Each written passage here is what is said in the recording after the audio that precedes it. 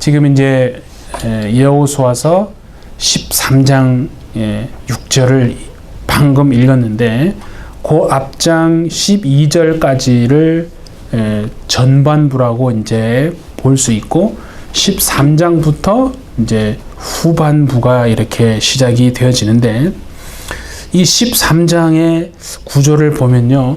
좀 약간 특이하게 전개가 되는 것을 볼 수 있습니다. 13장 1절은 제가 한번 읽어드릴게요. 한번 들어보세요. 이렇게 시작을 하고 있습니다. 여호수아가 나이가 많아 늙음에 여호와께서 그에게 이르시되 너는 나이가 많아 늙었고 얻을 땅이 매우 많이 남아 있도다. 그러니까 지금 13장 1절을 그죠? 여호수아 이야기로 시작을 지금 분명히 하고 있습니다. 그렇죠? 근데 이제 보시면 알겠지만 나머지 13장 끝 부분까지는요. 전부 다 누구 얘기를 하냐면 모세의 이야기로 계속 채워집니다. 자, 한번 볼까요? 8절 한번 보세요. 므낫세 반지파와 함께 르우벤 족속과 갓 족속은 요단 저편 동쪽에서 그들의 기업을 모세에게 받았는데 여호와의 종 모세가 그들에게 준 것은 이러하니, 그죠? 모세의 이야기로 지금 바뀌어지고 있습니다. 그런가 하면 32절 마지막도 한번 보세요. 요단 동쪽 여리고 맞은편 모압 평지에서 모세가 분배한 기업이 이러하여도 이렇게 되어 있죠. 그러니까 13장은요. 시작은 여호수아의 이야기로 시작을 하는데 마무리 끝은 모세의 이야기로 지금 끝을 맺고 있다는 거죠. 그러니까 한번 보시면요. 지금 1절에 시작된 게 그렇게 했잖아요. 얻을 땅이 아직도 대단히 많다라고 주님이 말씀하셨잖아요. 그러면 상식적으로 여호수아의 이야기를 계속 이어가야 할 것 같은데, 그죠? 그런데 그렇지 않고 그 이후부터는 모세의 이야기를 집중적으로 하게 된다 이거죠. 이 당시에 우리가 추정을 이제 해볼 때 여호수아가 대체적으로 한 90세 정도 됐을 것이라 이렇게 추정을 합니다. 그러니까 한번 생각해 보세요. 얻을 땅이 지금 많은데 지금 리더는 늙어서 이제 하나님 앞에 가야 할 그런 때가 얼마 남지 않았다 이거죠. 근데 그렇게 말해놓고 그 뒤에서부터 역사의 무대 뒤로 사라져 버렸던 모세의 기록을 계속 이어지고 있다는 겁니다. 그게 대단히 독특한 전개가 있다는 그 얘기를 하는 거예요. 그러니까 얻을 땅이 아직도 많은데 여호수아가 지금 나이가 많아서 죽을 때가 가까웠으니까 되게 걱정을 하고 있는 그런 차원인가? 그렇지 않다는 거예요. 나이가 많아서 지금 이제 늙어서 그죠? 이 땅을 떠나야 할 때가 가까이 왔는데 아직 얻을 땅은 많이 남았으니까 염려하고 걱정하는 그런 차원이 아닙니다. 자, 오늘 읽었던 본문에 보시면 그죠? 뭐라고 그랬습니까? 하나님이요?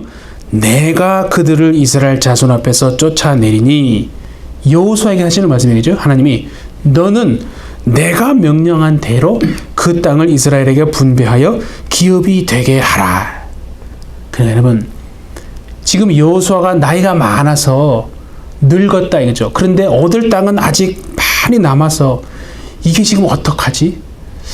이게 지금 큰일이네. 그런 뜻이 아니라요. 하나님이 여호수아에게 뭐라고 하시냐면 걱정하지 말고 염려하지 말고 두려워하지 마라. 내가 이 싸움을 계속 하겠다. 남은 싸움도 여호수아야 네가 하는 게 아니고 네가 지금 나이가 많아서 죽을 때 가까이 됐는데 그래도 염려하지 말라는 게 그 남은 싸움 내가 하겠다라고 지금 하나님이 여호수아에게 그렇게 말씀하는 거다 이거죠. 남은 싸움을 누가 하신다고요? 우리가 하는 게 아니라 하나님이 하시겠다라고 90이 된 여호수아에게 하나님이 말씀하시는 그 그림을 한번 여러분 머릿속으로 상상해 보십시오. 얼마나 좀 그렇지 않습니까? 머리가 막 하얘져 가지고 허리는 굽어져 있는데 아직 땅은 많이 남았다 이 말이에요. 얻을 땅은 큰일이고 염려고 좀 어떡하지가 아니라 여호수아야 남은 싸움도 내가 하겠다. 그렇게 말씀하죠. 우리가 이 땅을 살아가는 데죠. 이 땅에서의 참 싸움은 우리가 붙들고 씨름하고 힘써서 되는 싸움이 아니라는 것을요, 지금 13장에서 하나님이 말씀하시는 거예요. 하나님이 싸우시는 싸움이다. 하나님이 행하시는 싸움이다. 그거를 계속 얘기하는 거예요, 지금. 그러니까 1절에 여호수아가 나이가 많이 들어서 늙었고 지금 남은 땅은 아직도 많지만 염려하거나 두려워하거나 놀라지 말라 여호수아야. 이제까지 해왔던 것처럼 네가 싸우는 싸움이 아니라 내가 싸우는 싸움이다. 이 싸움을 내가 너를 통해서 계속 하겠다라고 하는 하나님의 분명한 음성으로 듣는 여러분 되시기를 바랍니다. 예, 여호수아만 그렇게 했습니까? 오늘을 살아가는 이 시대를 살아가는 우리에게도 지금 하나님이 그렇게 말씀하시는 거 아니에요? 예. 우리도 30대가 있었고 40대가 있었지 않습니까? 예, 그럼 이제 그런 마음이 드는 거예요. 아, 이제 내가 나이도 들어가고 힘도 많이 없어지는 것 같고, 그죠? 그러면 막 그런 생각이 들지, 연약한 마음이 든다 이거죠. 예, 그 마음 속에 하나님이 오늘 우리에게 말씀하십니다. 지금까지도 싸운 게 네가 아니고 내가 너를 통해 싸운 것처럼 너의 남은 인생도 시간도 내가 싸우는 싸움이고 이 싸움을 내가 계속하겠다라고 하시는 그 하나님의 음성으로 듣는 여러분 되시기를 바랍니다. 예. 그러니까 교회도 그런 것 같아요. 어떤 사람이 있어야 되고 어떤 사람은 있어도 있어나 마나한 그런 게 아니라 이거죠. 누가 하느냐 하면 하나님이 하시는 줄 믿습니다. 예. 그러니까 항상 믿음은 뭐냐면 하나님이 정말 하시느냐를 이게 머리로는 내가 들어서 수백 번 들어, 그죠? 이해는 하는데 정말 실질적으로 나를 통해서 하나님이 주체가 되어서 주인 되어서 행하시는가, 그 믿음을 내가 진짜 인정하느냐, 그 스스로 봐야 된다 이죠. 그래서 보세요. 우리 여호수아 11장 15절을 한번 다시 한번 봅니다. 여호와께서 그의 종 모세에게 명령하신 것을 모세는 여호수아에게 명령하였고 여호수아는 그대로 행하여 여호와께서 모세에게 명하신 모든 것을 하나도 행하지 아니한 것이 없었더라. 그러니까 가만히 보세요. 모세나 지금 여호수아는요, 뭘 한 겁니까? 자신의 일을 한 게 아니고 모세도 여호수아도 하나님의 명령을 그냥 그대로 수행한 것입니다. 그렇지 않습니까? 하나님의 명령을 그대로 수행한 거지 그들이 무슨 스타가 되거나 무슨 대단한 영광 받을 만한 일을 한 것이 아니다 이거죠. 그 얘기를 분명히 하지 않습니까? 하나님이 명하신 것을 그대로 행했다 이거죠. 그러니까 어떤 교회가 여러분 가장 건강한 교회냐? 그거는요, 담임 목사가 없어도요 잘 돌아가는 그 교회가 가장 건강한 교회인 줄 믿습니다. 예? 그러니까 우리는요 사람에게 집중하는 것이 아니라 오직 하나님께만 참 집중해서 더욱 그 하나님께만 가까이 가시는 그 삶을 살아가시는 여러분 되시기를 바랍니다. 예. 근데 우리가 예수 믿고 살아가면서도요, 참 이 거머리처럼 들러붙어 가지고 우리의 마음속에서 잘 떠나가지 않는 그 생각, 그 마음이 있거든요. 그 질문이 있다 이 말이에요. 우리가 이거 이미 보았습니다. 자, 여호수아 5장 13절을 한번 봅니다. 여호수아가 여리고에 가까이 이르렀을 때에 눈을 들어 본즉 한 사람이 칼을 빼어 손에 들고 마주 서 있는지라. 여호수아가 그에게 묻되 이렇게 질문을 합니다.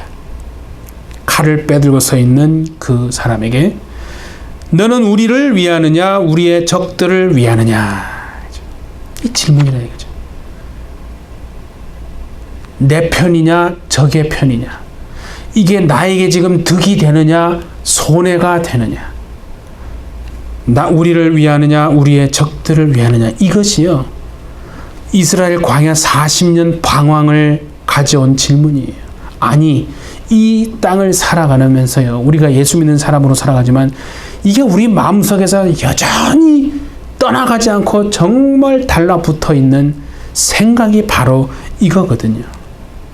우리는 무엇이 하나님의 뜻에 맞는가, 무엇이 옳은가, 그거에 관심이 있어야 되는데, 예수 믿는 사람이지만은 가만히 많은 사람들을 보십시오. 뭐에 더 관심이 있냐면요, 이게 과연 나에게 지금 이득인가, 나에게 손해인가, 그거에 더 많은 관심을 가집니다.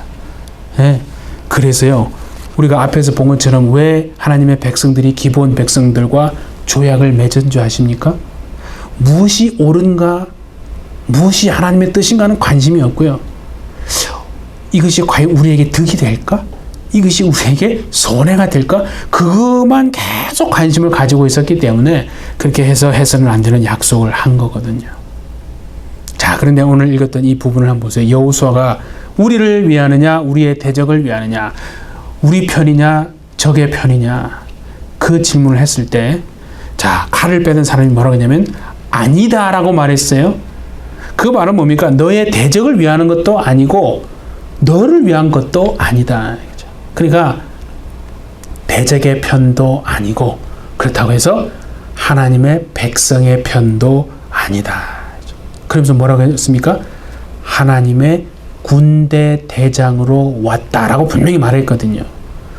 그래서 우리가 정말 착각하는 것은 뭐냐면, 천군 천사로 이루어진 하늘의 그 군대 대장이, 하늘 군대 대장이 지금 하나님의 백성들을 도우러 왔다, 자꾸 이렇게 착각한다 이 말이에요. 분명히 그랬습니다. 아니라고. 그거 아니라는 거예요. 너희의 편도 아니고 대적의 편도 아니다. 그러면서 뭐라고 했는지 아십니까? 그러니까 쉽게 말하면 그 군대 대장이 하나님의, 그러니까 대리자로 하나님의 백성들을 도우러 온 게 아니라, 정확하게 말하는 게 뭐냐면 하늘의 군대인 우리들, 하늘의 군대가 바로 우리라고 그랬어요. 우리가 하늘의 군대입니다. 하늘의 군대인 우리들의 대장이 되시기 위해서 오셨다는 거죠. 그렇죠? 하늘의 군대의 대장으로 오신 겁니다. 그러니까 여러분, 도우러 온 거하고 우리의 대장이 되시기 위해서 오신 거하고는 전혀 다른 거거든요. 전혀 다릅니다. 하나님이 예수님을 우리에게 보내셔서 우리의 대장 되게 하신 줄 믿습니다. 예. 그러면 잘 생각해 보세요. 우리가 할 일은 뭐냐? 이제 우리가 할 일은요, 대장 되신 예수님을 따라가는 것뿐입니다. 신앙은 뭐냐면 앞서 가시는 주님을 뒤에서 따라가는 것. 그게 진짜 신앙인데, 우리는 참 그런 거에 대해서요, 많이 제대로 못 배운 것 같다 이거죠. 여러분, 그 역사 대하 드라마 이런 거 가끔 보시죠? 그런 대하 드라마에 보시면 대장이 대단히 자주 가장 많이 하는 그 말이 두 마디가 있어요. 대장이 가장 많이 하는 두 마디가 뭔지 아십니까? 첫 번째는요, 돌격하라. 그러면 병사들이 와 이러면서 막 적진을 향해서 막 돌격을 합니다. 근데 돌격하라만 있는 게 아니고 또 뭐인지 아십니까? 대장이 나를 따라, 그 말도 하시거든요. 저는 이거를 딱 보면서 하나님이 주시는 생각이, 우리는 돌격하라는 말만 듣고 그냥 앞으로 냅다 달려가기만 한 신앙을 진짜 믿음이라고 착각하고 살아온 것은 아닌가. 그러니까 막 돌격하지 않는 사람은 왠지 믿음이 없고, 막 뭘 하든지 간에 막 열정적으로 막 와 하면서 막 돌격해야, 아, 이게 진짜 믿음이 있는 사람이구나. 그렇지 않은 사람은 좀 잘못된 신앙이구나. 그렇게 많이들 판단하고 살았다 이거지. 근데요, 오늘 이 말씀을 제가 준비하면서요, 참 그런 생각이 드는 게, 진짜 신앙은요, 돌격하라는 얘기만 듣고 그냥 만 보고 달려가는 돌격하는 게 아니라 나를 따르라는 그 주님의 음성을 듣고요. 주님의 뒤를 절절절 따라가는 거. 그게 진짜 신앙인 줄 믿습니다. 예. 그게 신앙이더라고요. 그러니까 주님이 앞서 가시면 앞서 가시는 그 주님이 물리치시고 그렇죠? 그러면 이겨 놓으시면 우리는 그 뒤를 따라가면서 전리품을 챙기는 것 이외에는 사실 할 일이 별로 없어야 하지 않겠습니까? 그런데 우리는요, 돌격하라에 너무 익숙해 있거든요. 신앙생활을 수십 년간 돌격하라는 그만 익숙해 있기 때문에 왠지 주님을 뒤에서 졸졸 따라가면 이게 좀 뭔가 좀 몸이 이상하고 몸이 근질근질하고 신앙이 안 같고요. 신앙생활 하는 것 같지 않고 뭔가 잘못하는 것 같이 느껴진다. 얼마나 우리가 돌격하라에 익숙해 있는지 아시겠죠? 근데 제가 성경을 잘 찾아보니까요. 정말 뒤를 따라가며 전리품을 챙긴 사람들이 있더라고요. 그 사람들이 무슨 여러분 뒤에서 따라가면서 전리품 챙기는 것은요. 그냥 죽기만 하면 되는 거예요. 열왕기 하에 7장에 보면요. 북왕국 이스라엘 수도가 사마리아거든요. 전쟁이 나가지고 전시예요. 아람 군대가 쳐들어왔어요. 그래가지고 이제는 꼼짝달싹 못하게 된 그 성 밖으로 나가면 그냥 다 죽는 거예요.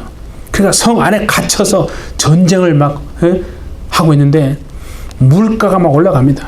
지금처럼 막 인플레가 막 올라가가지고요. 이 사는 물건들 특히 이제 먹거리들을 보면 너무너무 값이 막 뛴 거예요. 와닿게 표현하면 이런 거 아니에요. 여기 LA 갈비가 지금 파운드당 얼마입니까? 네. 이렇게 생각하면 LA 갈비 파운드당 500불. 먹을 수 있습니까? LA 갈비 파운드당 500불이에요. 그리고 예를 들어서 그런 미국은 잘 안 먹잖아요. 소, 우족, 족발 이런 것들은 막 99센트 하잖아요. 그런데 그런 것이 막 파운드에 막 100불 한다 생각해 보세요. 그렇게 인플레가 뛴 거예요. 그래가지고 막 그 상황을 보면요. 부모들이 막 자식을 잡아먹잖아요. 먹을 게 없으니까. 어떻게 그런 일이 있는지는 모르겠지만 하여튼 그렇게 됐다고 성경에서 기억하고 있어요. 그런데 엘리사가요. 하나님의 말씀을 전합니다. 내일 이맘때쯤 되면 LA 갈비 파운드당 99전으로 떨어질 거다. 그러니까 그 옆에 있던 왕의 그 관리 한 명이 그 소리를 들으면서 콧방귀 끼는 거예요. 지금 LA 갈비 파운드당 500불인데 뭐 내일 되면 파운드당 99센트 해가지고 다 먹을 수 있게 된다고? 말도 안 되는 소리 하지 말라고 콧방귀를 팍 끼면서 이렇게 말하는 거예요. 그런 일이 나면 내 손에 장을 지집니다. 이렇게 한 거예요. 근데요, 하나님이요, 참 일하기 시작합니다. 어떤 일이 나면요, 거기에 문둥병자가 4명이 있었어요. 성 어귀에서 4명이 모여가지고, 야, 우리 여기에 있어도 죽고, 성 안으로 들어가서 해도 먹을 게 없으니까 죽고, 이래도 죽고 저래도 죽고 우리 어차피 죽는다. 그러니까 차라리 아람 군대 진영으로 가자. 그래서 긍휼을 구하자. 항복하자는 거 쉽게 말하면, 그러면 그들이 살려주면 혹 아니야? 그러면 우리가 살 수 있지 않겠느냐. 그래, 뭐 어차피 죽을 거 그렇게 하자 해가지고 4명이 아람 군대 진영으로 갔어요. 근데요, 가기 전에 하나님이 이미 다 사전 작업을 해두시는데요, 기가 막힙니다. 아람 군 병사들의 귀에 하나님이 소리를 들려주는데 뭔 소리냐면 말 발굽 소리, 병거 소리가 막 엄청나게 들리는 거예요. 그러니까 그 사람들이 이게 뭔 소리지? 아, 이스라엘이 지금 저 애굽 사람 군사들을 용병으로 사가지고 같이 쳐들어오는구나. 큰일 났다. 야, 빨리 도망가자. 그래가지고 거기에 있는 모든 것들을 다 그대로 내버려 둡니다. 금, 은, 음식, 옷, 뭐 말까지 다 두고 목숨 하나 건지기 위해서 그냥 도망가게 되는 일이 벌어집니다. 참 신기하지 않습니까? 어떻게 하나님이 그 말발굽 소리와 병거 소리를 귀에 들려게 했는지 하여튼 그렇게 해가지고 문둥병자 4명이 가보니까 텅 비어 있어요. 적군 진지가. 근데 막 물건들은 막 전리품이라고 해야 될까요? 다 다 남아있는 거예요. 은, 금, 옷, 음식, 뭐, 그래가지고 다 챙겨요. 막 다 챙기고, 먹을 거, 옷 다 가지고, 막 자기들이 뭐 금 어디에 가까이 숨겨놓고, 막 다 한 다음에 생각해보니까 조금 마음이 찔리거든요. 야, 우리만 이래서 되겠냐? 가서 얘기해주자, 지금. 야, 아무도 없다고, 이거. 그냥 주스면 된다고. 전리품 챙겨서 주스면 된다고 사마리아 성에 가서 얘기를 한 거예요. 그래서 사람들이 다 나와서 다 주순 거예요. 그러니까 어떻게 돼요? 정말 엘리사를 통해서 하나님이 말씀하신 것처럼요. 그 다음날 LA 갈비 파운드에 99전으로 값이 뚝 떨어진 거예요. 근데 그 엘리사가 뭐라고 하는지 아십니까? 그 사람한테, 앞에 그 왕의 관리에게, 그렇게 값이 떨어지는 것을 네가 눈으로 보게 될 것이다. 하지만 너는 절대 먹지 못할 것이다. 정말 그렇게 그대로요. 사람들이 막 그 얘기를 듣고 막 다 나와서 얼마나 북적북적 됐겠어요. 그래서 그 성문에서 그 관리가 사람들의 발표 죽었어요. 그래서 정말 그것이 가격이 그렇게 떨어지는 것을 눈으로 보면서도 그것을 전혀 먹지는 못했다는 하나님의 말씀대로 그대로 이루어졌다. 그래, 여러분, 정말 우리는 생각할 때 이거는 말이 안 되는 소리고 이해도 안 되고 이성적으로 전혀 맞지도 않는 얘기지만 하나님이 하신다라고 하시면 하나님이 행하실 줄 믿습니다. 네? 그게 지금 13장의 메시지예요. 여호수아야, 네가 지금 나이가 많아서 늙어서 몸도 잘 안 움직이고 예전 같지 않지? 남은 땅은 거기다가 많다야. 허나 걱정하지 마라. 내가 너를 통해서 싸운다. 나의 싸움이다. 너는 내 뒤만 따라오면 된다. 그렇게 말씀하시는 줄 믿습니다. 예. 창세기에 보면 아브라함과 롯이 같이 살다가 문제가 생겨가지고 서로 헤어져야 될 이제 시간이 된 거예요. 근데 우리가요, 그냥 육체의 눈으로만 조건적으로만 잘 따져보면 롯이 아브라함보다 100배는 더 잘 살아야 합니다.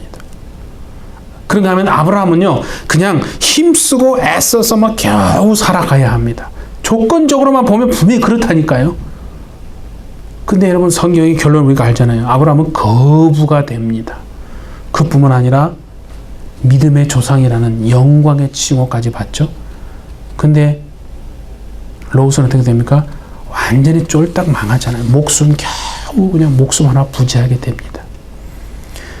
롯이 여러분 어떤 인생인가를 잘 알아야 합니다. 롯은요, 자신이 자신의 인생의 주체가 되고 주인이 되어서요, 내가 남은 인생을 어떻게 하면 잘 살 수 있을까? 근데 어디 가서 비즈니스를 해야 남은 인생을 잘 살 수 있을까? 스스로 주인이 되고 주체가 되어서 고민하고요. 그래서 자신이 거주할 그 곳을 스스로 잘 이렇게 찾아보면서 엄청 힘쓰고 애쓴 인생이 롯이거든요. 예, 그 인생이 롯입니다. 그래서 보세요. 창세기 13장 10절에 보면 이렇게 되어 있죠. 여호와의 동산 같고 애굽 땅과 같았더라. 그러니까 소돔에 가면 내가 비즈니스를 잘하고 남은 인생을 잘 살 수 있겠다라고 간 건데 완전히 다 털리고 그냥 망해버렸지 않습니까? 근데 여러분, 반면에요, 아브라함은요, 가만 보십시오. 뭘 했느냐 보면, 남은 인생을 내가 어디서 어떻게 살고 어떻게 하면 잘 살 수 있을까? 그런 고민을요, 별로 한 게 없어요. 그냥 있는 그 곳에서 장막을 치고 살았는데 결과는 완전히 롯과 정반대의 결과가 되어버리고 말았죠. 그러면 아브라함과 롯의 운명을 결정한 과연 비결이 뭔가? 자, 창세기 13장 우리 9절과 10절을 같이 한번 봅니다. 네 앞에 온 땅이 있지 아니하냐? 나를 떠나가라. 네가 좌하면 나는 우하고 네가 우하면 나는 좌하리라. 이에 롯이 눈을 들어 요단터를 바라본즉 소알까지 온 땅의 물이 넉넉하니 여호와께서 소돔과 고모라를 멸하시기 전이었으므로 여호와의 동산 같고 애굽 땅과 같았더라. 여기에요, 보세요. 롯이 눈을 들어. 이 눈을 들어라고 하는 히브리 말을 제가 찾아보니까 무슨 뜻이냐면 발 뒤꿈치를 탁 들고 자신의 인생을 조망해 보다. 그런 뜻이더라고요. 발 뒤꿈치를 딱 들고, 그죠?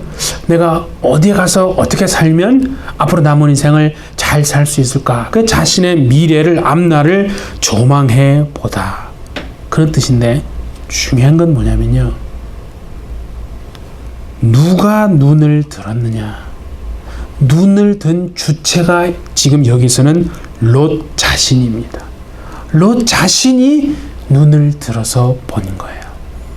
그런데 아브라함은요, 보세요. 14절을 봅니다. 롯이 아브라함을 떠난 후에 여호와께서 아브라함에게 이르시되 너는 눈을 들어. 이렇게 했죠. 아브라함도 눈을 든 건 마찬가지예요.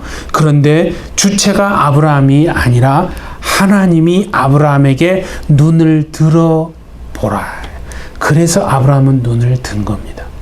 아브라함이 스스로 주체가 되어서 내 남은 인생을 어떻게 하면 될까? 그렇게 해서 눈을 든 게 아니라는 거예요. 여러분, 아무것도 아닌 것 같죠? 정말 우리가 일평생 기억해야 될 것이 바로 이겁니다.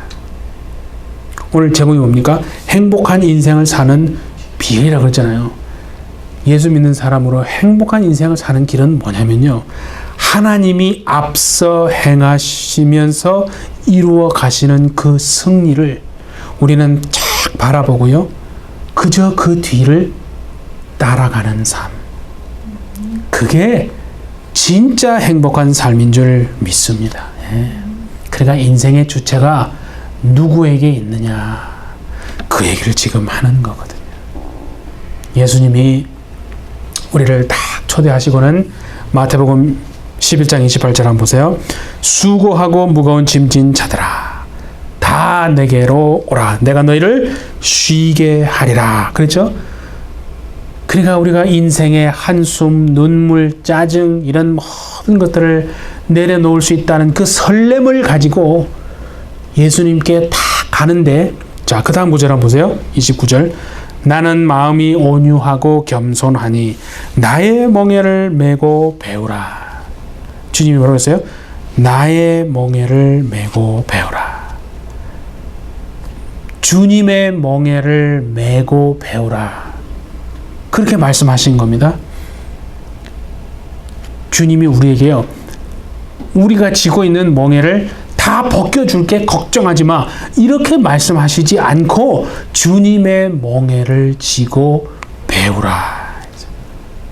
우리가 왜 예수 믿는 삶을 살면서도 고단하고 좀 답답하고 뭔가 이렇게 행복하지 않고 기쁨이 없는가?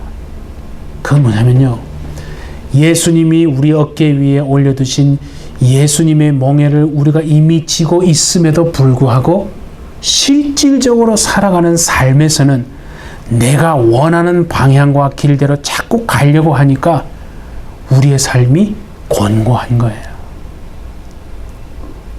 기쁨이 없는 거예요.